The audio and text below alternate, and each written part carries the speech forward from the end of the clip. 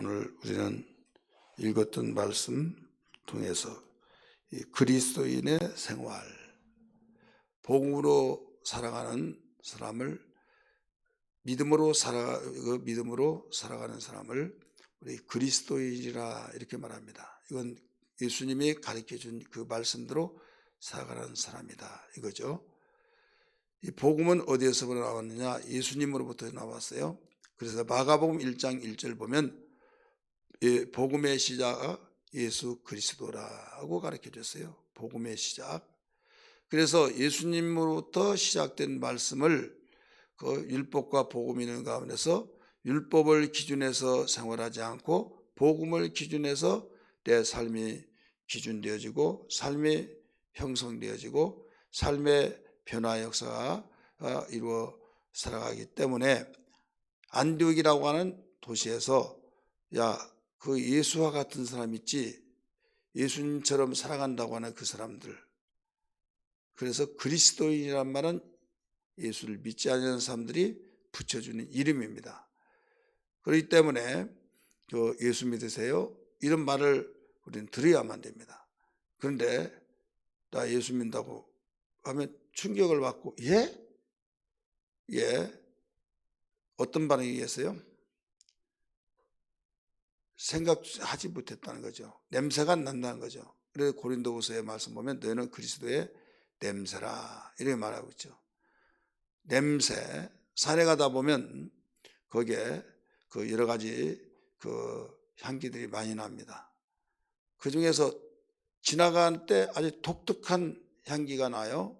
그 향기가 더덕이라고 하는 더덕 아시죠? 그 아주 그 땅 속에 뿌리가 있는데 그 뿌리 속에서 올라오는 그 잎사귀, 거기까지 향기로 완전히 그 주변을 완전히 장악하고 있죠.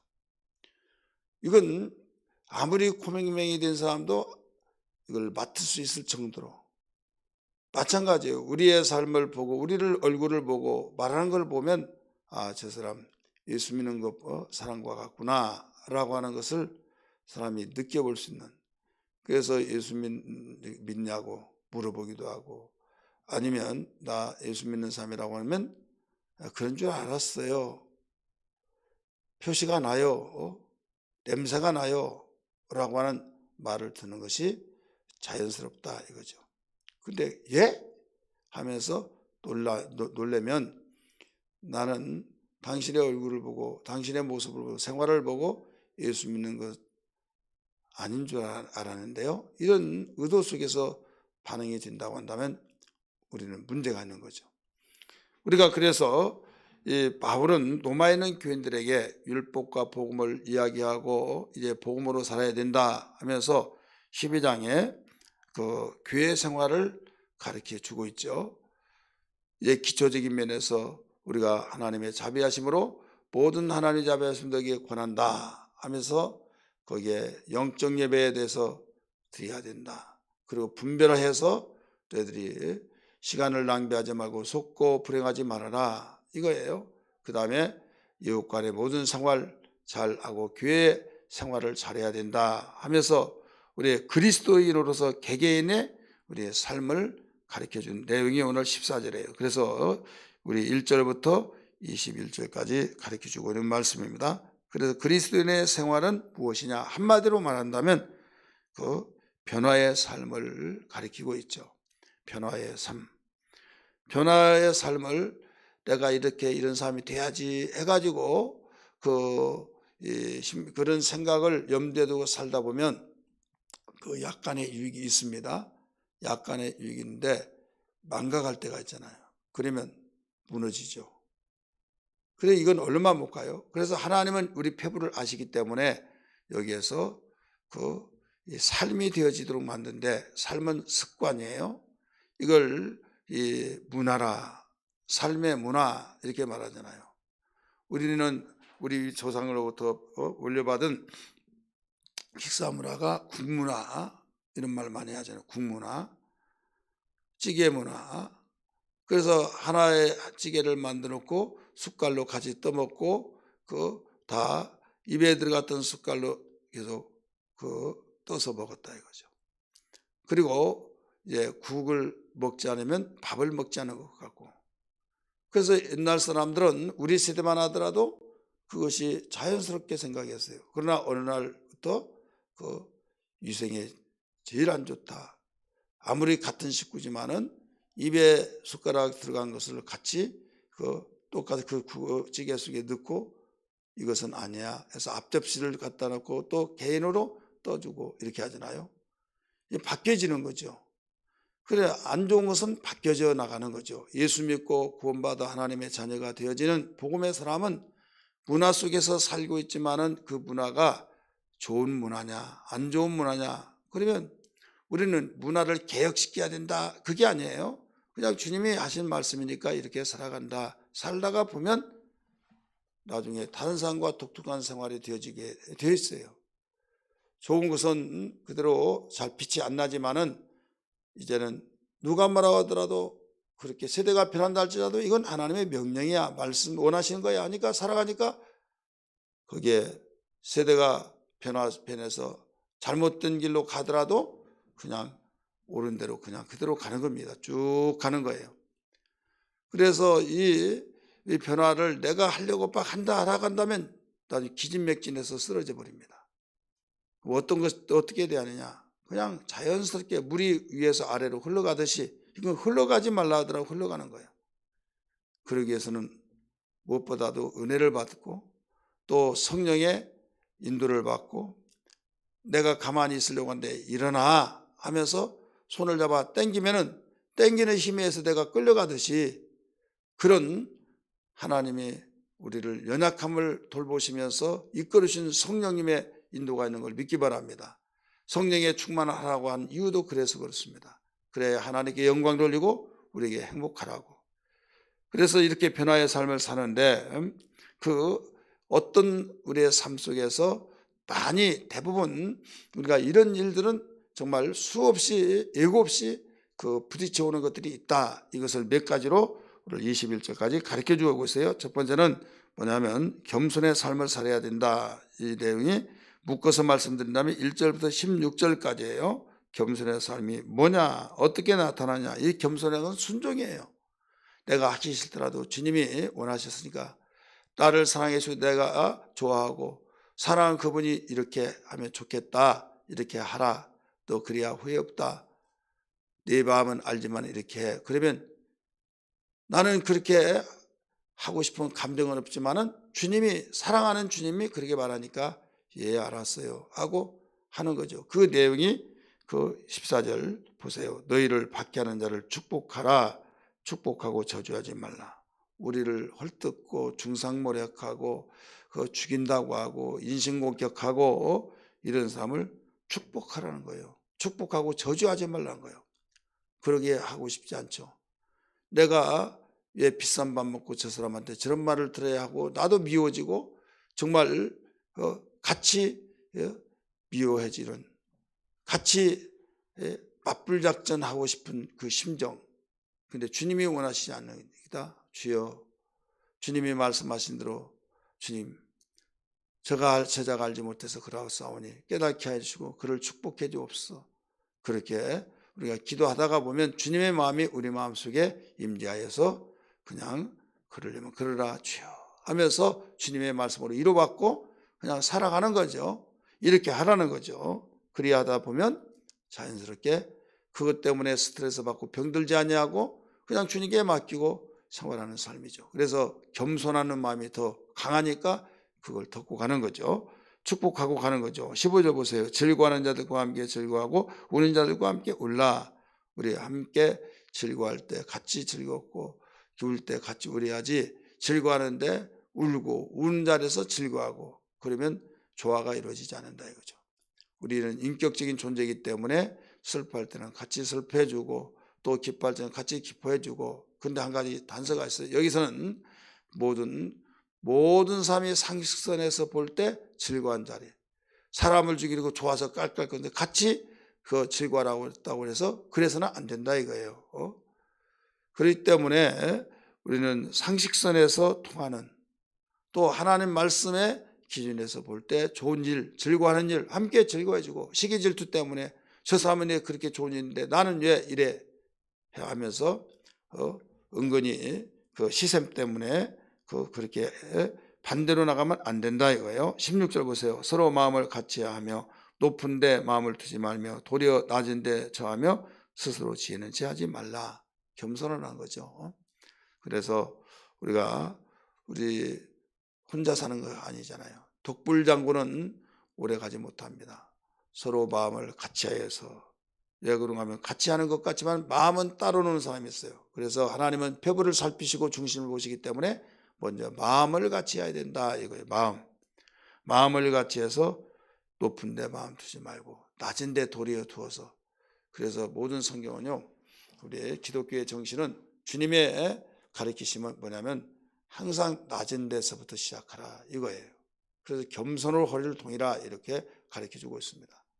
어디 손님의 초대를 받고 갔을 때도 상석에 앉지 말고 말석에 앉으라 이거예요.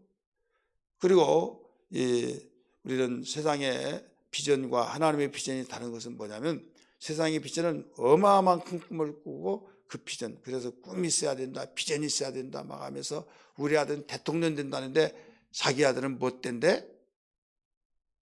그러니까 직장 다닌다고 깔깔깔 팍 웃으면서 아이고 그게 뭐냐고 막 하면서 이 꿈을 크게 가져야 된다고 어디에서 강의는 들어가지고 이제 그런 말을 합니다. 저는 많은 학생들을 보면서 또 비전이 뭐냐 그러면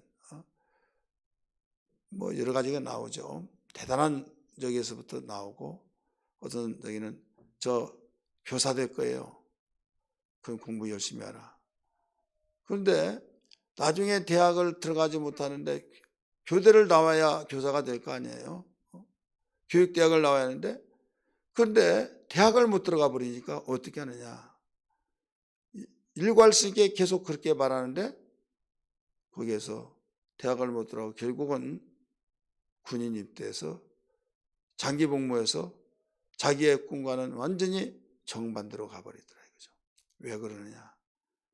높은 데 마음을 두고, 교사가 높은 마음이 그게 아니라 그걸 가졌던 걸 잘못됐다고 한 것이 아니라, 꿈을 크게 가질 때 누가 뭐라고 합니까? 뭐라고 하지 않아요. 그런데 꿈대로 안 됐을 때 여러분 얼마나 실망이 됩니까? 하나님께서는 될 것을 갖게 하신 거예요. 그래서 하나님의 비전을 가지는 것이 온전한 것이라는 걸 믿기 바랍니다. 근데 하나님의 비전은 항상 어떤 꿈이든 비전이든지 이루어지게 되는데 단계로 이루어 나갑니다. 계단을 올라갈 때 모든 목적지 꼭대기를 올라갈 수 있듯이 계단을 한 발자국, 맨 낮은 발자국을 뛰지 않고는, 한 단계 한 단계 올라가지 않고는 그 꼭대기까지 갈 수가 없다 이거죠. 그래서 하나님의 비전을 가지면 매우 적은 데서부터, 그래서 적은 일에 충성하라 이거예요. 그래야 큰 일을 맡기겠다. 그래서 가장 기초적인 것은 뭐냐면 겸손하라 이거죠. 그래서 순종하라 이거죠. 순종하고 하나님 말씀을 믿고 섬기고 말씀을 따르다 보니까 눈이 띄어진 겁니다. 아, 나는 못돼. 난 성격 때문에. 근데 비전이 생깁니다. 그 비전이 하나님의 비전으로 계속적으로 나가지면서 한 단계 한 단계 나가고, 공부하기 싫고 그러더라도 하나님이 원하시니까 하나님을 위해서 공부하는 거예요. 하나님을 위해서 공부하다 보니까 하나님께서 힘을 밀으시고 이끌어 주시고 지혜를 주시고 총명을 주시고, 겉으로 볼 때는 똑같이 공부하지만 이건 따라올 수가 없는 거예요. 다니엘을 누가 따라갈 수 있었습니까? 본토인의 바벨 제국의 모든 청년들이 따라왔습니까? 아무리 날고 뛰다 따라올 수 없는 거예요. 그렇기 때문에 오늘 우리는 낮은 데 마음을 도리어 두고 생각을 높은 데 품지 말고 주님의 겸손의 마음에서부터 시작해서 나갈 수 있는 신앙이 되어야 된다. 그리하면 오히려 놀라운 결과들이 일어난다. 이걸 가르쳐 주셨어요. 17절 말씀 봅니다. 이 말씀 뭐냐면 모든 사람 앞에서 선한 일을 도모하라. 선한 일. 악한 일을 하는 사람들이 있어요. 악한 일을 해서 골몰하고 그 일을 이루기 위해서 도모하는 사람인데 너희들은 그렇게 하지 말아라. 아무리 유혹받고 대박난 것 같을지라도 그러지 말아라. 나는 선한 일을 좋아한다 이거죠. 선하신 분이죠. 근데 악을 도만다? 이건 하나님이 함께 일해 줄 수가 없어요. 그래서 하나님이 밀어주시고 이끌어주시고 돌봐주시는 일에는 선한 일입니다. 그래서 선한 일에 돌봄, 나중에 악은 다 드러납니다. 그래서 우리가 선한 일을 도모해야 된다. 그 다음에 18절 보세요. 모든 사람과 더불어 화목하라. 여기에 공통점은 17절에서도 모든 사람 앞에서, 18절에서도 모든 사람과, 여기에서 무엇을 의미하고 있어요? 사회생활이죠. 나 개인적인 삶을 살면서 우리의 사회생활을 해나가야지. 그래서 기독교는요, 저 머리 깎고 산으로 들어간 것이 아니에요. 우리는 더불어 사는 사회생활 속에서 함께 사는 거예요. 등 돌리고 가정생활을 사는 것이 아니라 더불어 식구들과 살고, 더불어 이웃과 살고, 더불어 교회 오면 공동체 교인들끼리 더불어 또 생활하고, 직장생활 더불어 생활하고, 그 더불어 생활하는데 여기에서 악한 자들이 있는데 거기에 휩쓸려서 가지 말고 선한 일에 도모한 거기에서 힘쓰고, 또 그 사람들이 여러 가지 그 마음에 맞지 않고 그런다고 해서 등 돌리지 말고 네가 선한 영향력을 이끌어 주어서 화목하라 이거죠. 원수를 각을 세우지 말고 둥글게 화목하라 이거예요. 그리하면 반드시 거기에 원수가 오히려 말을 못하게 될 것이다. 선한 영향력으로 이끌어갈 것이다. 하나님께 영광이 너에게는 모든 축복을 쌓아가고 있다 이거예요. 마지막으로 우리에게 일러주신 건 뭐냐면 모든 악에게 지지 말고 선으로 악을 이기라는 겁니다. 우리 21절 말씀 봅니다. 시작. 악에게 치지 말고 21절 악에게 치지 말고 선으로 악을 이기라 이게 나오죠. 이 내용은 그 19절 20절에 있는 말씀을 결론을 낸 거예요. 거기에 보면 악한 자들이 얼마나 우리를 힘들게 합니까? 힘들게 하고 있을 때에 어떻게 하느냐? 힘들게 하고 있을 때 악을 악으로 갚아버리면요, 하나님은 일해 줄 수가 없어요. 선으로 악을 갚는 것은 원수가 목마르다 그러면 마시게 하고, 원수가 배고프면 먹을 걸 주고 그렇게 하라는 거죠. 그리고 원수가 갚는 것은 네가 갚지 말고 내가 갚으면, 우리가 갚으면요, 그는 아무리 잘못했다 할지라도 그 자기의 생각이 주장이 옳다고 생각하니까 끝이 안 나요. 그래서 대물림이 됩니다. 우리 조선시대부터 계속 그게 대물림이 되어서 끝없는 전쟁이 되었잖아요. 복음이 들어오고 난 뒤부터 이게 끊어져 버린 거죠. 복음을 가지고 사는 사람은 대물림이 되지 않습니다. 오히려 원수를 사랑하라고 하기 때문에 원수에게 목마를 때 마시게 하고, 배고플 때 먹게 하고, 그 다음에 원수가 하면 그건 내가 갚지 않기 때문에 오직 하나님께 맡기고, 도리어 우리가 해야 할 것이 뭐냐? 그렇게 선한 일을 하면은 숯불을 그 머리에 하나님이 놓아주게 한다 이거죠. 숯불을 놓는 건 뭐예요?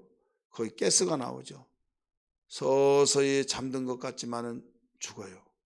하나님이 갚아주고 있다는 거. 그러면 자연스럽게 죄짓지 않고, 내가 원수 갚지 않고 대물림 되지 않고 하나님이 알아서 해준다. 그래서 너희가 신경 쓰지 말고, 미워하고 원수들이 우리에게 접근하고 공격하고 하는 일이 있으면 오히려 기도해주고, 또 선한 이러고 그들에게 배고파서 죽겠다는데 어떻게 너 이럴 줄 알았어 하고 또 상처 주지 말고 주고, 또 목마르면 마시게 하고, 오히려 그를 기도해주고, 하나님 그를 긍휼해 주시고, 우리는 예수 믿게 예수 믿게 해주세요.